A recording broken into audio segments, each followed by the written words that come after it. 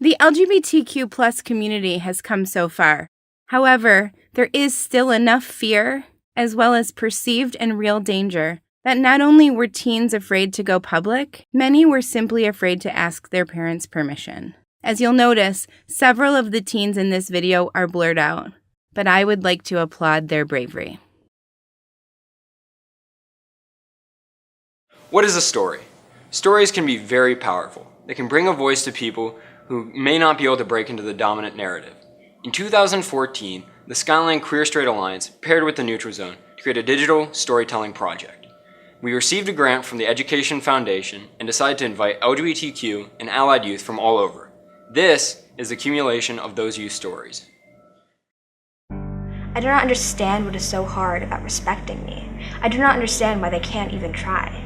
I do not understand why they do not think I deserve basic respect. They say to treat others well and they will do the same. But why, when I respect you, you cannot do the same? I'm a strong person and I've been through a lot. But dealing with homophobia and all this stuff this year, it's the hardest thing I've ever had to deal with. Nobody should have to go through what I did. I wanted to be normal like everybody else. I wanted to like boys, not girls. But I knew that was a part of who I was and I couldn't change it. Being 15 and queer as hell in a rural Michigan town, it's dangerous. I got made fun of a lot in middle school, and so everybody was like, oh, you're gay, your parents are gay. Yeah, no, that's stupid. So I got a lot of time with like the counselors being like, so we're not gonna help you, we're not gonna talk to you, and the principal just spontaneously telling anybody and everybody she wanted about like anything she wanted about me because I'm gay. Rules don't apply to me because I'm outside of the normal spectrum. I have a window which is right above our concrete door, our concrete porch, and I always have to have my curtains closed, eclipsing the light, so I don't get the urge to jump. You didn't think I should go to my therapist first, I should go to my friends first, I should tell my parents, because you think parents are exactly what you should tell. Parents are exactly who you should tell. And sometimes that's not the case.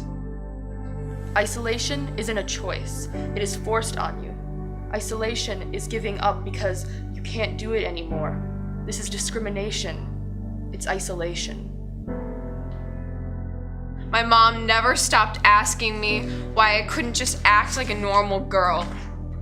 And yes, I'm aware that liking dinosaurs did not make me a boy. I don't define my identity based on the genders assigned to certain games and toys. There is more to growing up than pink and blue.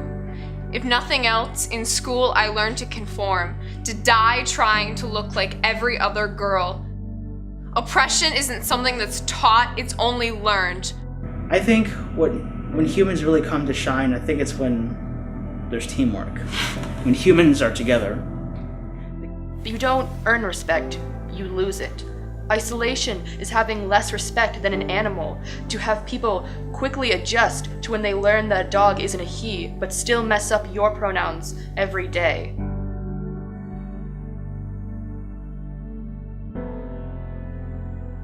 I'm a senior at Huron High School. I started the Queer Straight Alliance to be a safe place for all the LGBTQA+ students, but also to form sort of a community, not only just for queer students, but for straight students who were interested in supporting them and being there for them. So its purpose was to bring everyone together in an accepting environment. Obviously anyone was welcome to join, is still welcome to join, no matter what their sexual or gender identity is. And a lot of times we see people who want to support the queer community but are afraid of being ostracized because they don't know what's going on or they're not sure, what to say. And so it's kind of almost the same thing that, LGBTQA people experience in their everyday lives. And there's, a lot of different things that we have in common that we don't realize we have in common, and I think that's something that we can focus on using to bring, each other together. I think that the main thing that I want people to take out of this is that there's more that we have in common than we realize, and it's important that we all come together and sort of be a community rather than just these separate identities and, groups. It really is great. I think just all of you should help out with this. This is such a great project we're working on.